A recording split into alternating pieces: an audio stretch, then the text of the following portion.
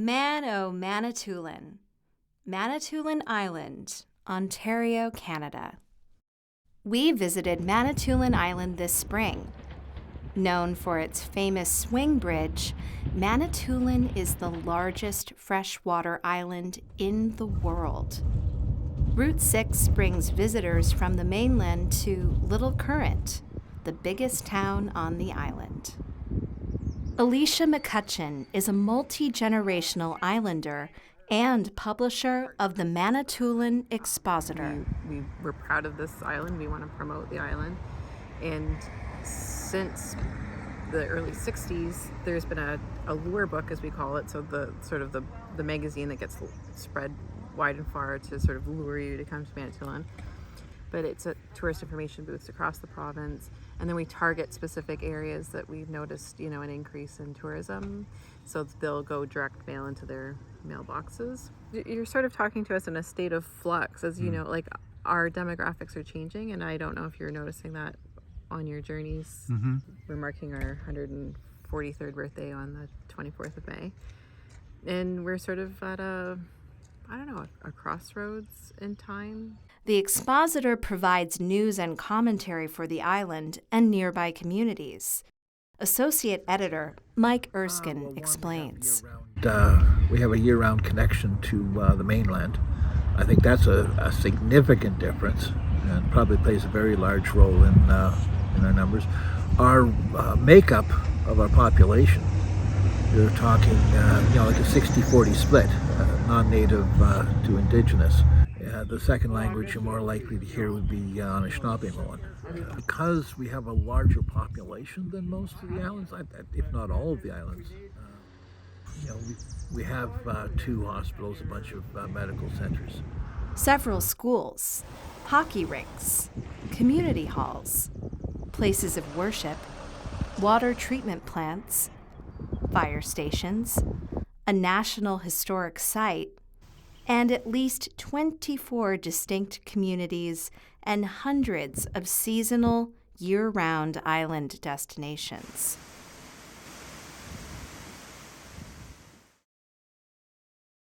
Manitoulin is over 135 kilometers long by 65 kilometers at its widest point. The size of the island, the extensive natural resources, tourism, year-round island population of 13,000, and proximity to mainland towns provides excellent opportunities for both seasonal and year-round businesses. We asked Sharon Wiggle from 10 Mile Point, what is the biggest challenge to making a living in a seasonal business like hers? Biggest obstacle to making a living? There really isn't. No. As much as we can buy locally from here on the island, we buy earrings, quill boxes, artwork. We try to support the Indigenous culture. Blair Hagman runs the year-round Manitoulin Brewery in Little Current, the largest town on the island. We have been open for 7 years now.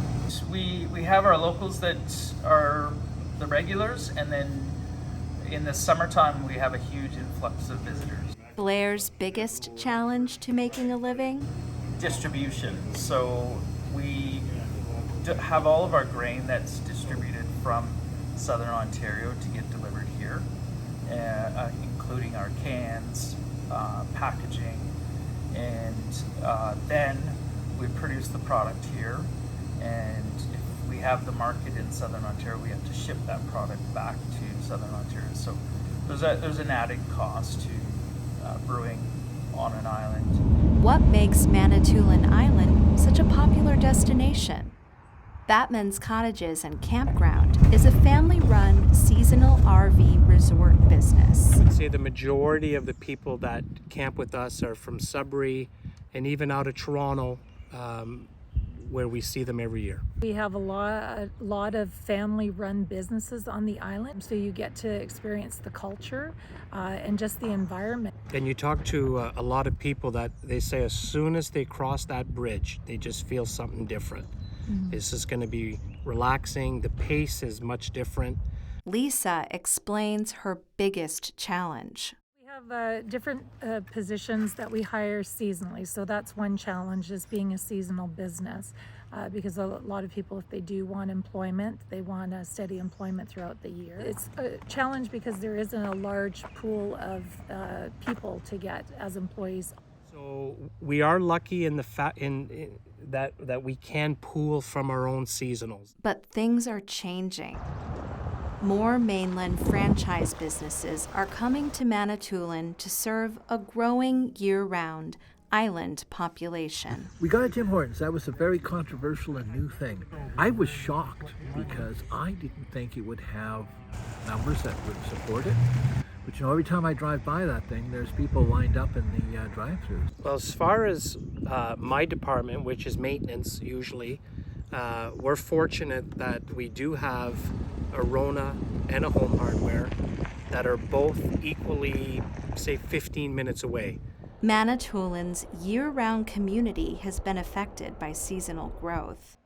The pandemic and broadband are changing things. But when you look at the numbers, our population is older than the norm for the province. That's changing a bit as broadband becomes more ubiquitous, as we have better connectivity. A lot of the opportunity, especially with the pandemic, has really taught us that a lot of what we do can be done remotely. Nature and technology coexist here. Manitoulin's natural beauty and geographical assets provide a unique balance. Lakes, rivers, waterfalls, hiking trails, and the monarchs. I was 16 years old. I actually tagged with and for Fred Urquhart of University of Toronto, who was the one who found the overwintering site. And as soon as he found it, the National Geographic in February, I think, of 1975, put it on the cover. The ones from here go all the way to Mexico. The ones in Mexico coming back don't make it. Their great-grandmother is the one that was here on these sand dunes and flew to Mexico. While nature is a big draw, island businesses and the First Nation community are working together to build the island's seasonal commerce. We actually partner with Manitoulin Tourism on a fishing derby. And you'll notice on the front page of This is Manitoulin, it's dedicated to Manitoulin Tourism's new cultural guide sort of initiatives, and so there's an in-depth story there. And we also there's a corresponding website, exploremanitoulin.com. We're very fortunate that we have 7 First Nation reserves on the island, which participate and show off their own powwows, which is a wonderful cultural event that a lot of people get to experience. And one of the First Nation ladies, her name is Crystal Shawanda. She is a vocal artist, singer, who will tend to perform at that too. She comes from Wikwingakul. This has led to an unprecedented interest in cruise ship visits to the island to see the Ojibwa Cultural Foundation. Lori Cook represents the small islands on the Northeastern Manitoulin and Islands Council. The 46 cruise ships coming in. They come in, they dock there where you see the fencing, and then they're put on buses and they're taken out of town. I guess it's good for Manitoulin as a whole. I think the merchants love it. Manitoulin Island has successful year-round businesses, strong tourism, plentiful natural resources, and a growing number of franchises. A lot of families really enjoy the fact that their kids cannot access the internet from their trailer, which forces them outside. And so when you're here in the summertime and it's full, it's nice to see the kids laughing, playing on their bikes, swimming, whatever it Fishing off the docks. it may be. At the beach. So not everyone's in favor of park-wide internet. No, I went to university, and I always assumed I'd never be back. To be quite honest, I couldn't wait to leave, but I stayed close to home, and then after university, got a job back here, and then I never left. But I'm glad for it, of course, because we've got really important work to do here in the family business. The Adventure Box is a 6-pack box that highlights all 6 landmarks on Manitoulin Island, which are our beers. And on the box is a QR code to download the Manitoulin Adventure app. And the app is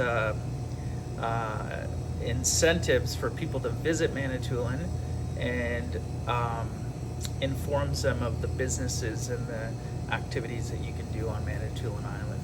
Yeah, it is unique that it draws so many people who nowadays it's a lot of people seeking an alternative lifestyle.